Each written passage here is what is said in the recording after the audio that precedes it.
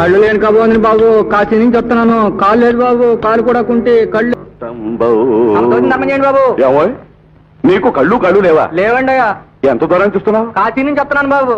ఊరి నీ దుంప దగ్గర నువ్వు కాశీ నుంచి వస్తున్నావా? నీకు 5 రూపాయలు ఇచ్చినా తక్కువేనా? కానీ రొంటిని 5 పైసలు ఉన్నాయి. అది నీ అదృష్టం. తాను దేవుడు తలగా కాపాడాలి బాబు. ఓరి వీడి కళ్ళు లేకుండా కాశీ నుంచి వస్తున్నారా? నేను కళ్ళు లేకుండా కనీసం ఆ కరివేపాకు చెట్టు వరకైనా నచ్చి వెళ్ళగలను. చూద్దాం. బుద్ధి కర్మానుసారిణి.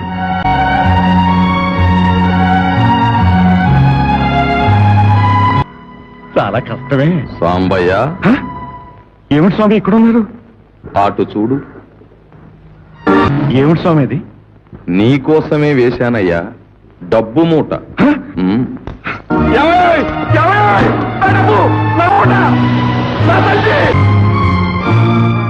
పోయింది స్వామి, నా సొమ్ము పోయింది. అది నీ సొమ్ము కాదు సాంబయ్య, అతనికి చెందాలనుంది, అందుకే నీకు దక్కలేదు. దీన్నే ప్రాప్తం అంటారు. ప్రాప్తం కాదు స్వామి, ఇదంతా నా ప్రారంభం. స్వామి, అంతగా నాకు ఇవ్వాలనుకుంటే నా చేతిలో పెట్టొచ్చు కదా, ఆ రోడ్డు మీద ఎందుకు పెట్టారు?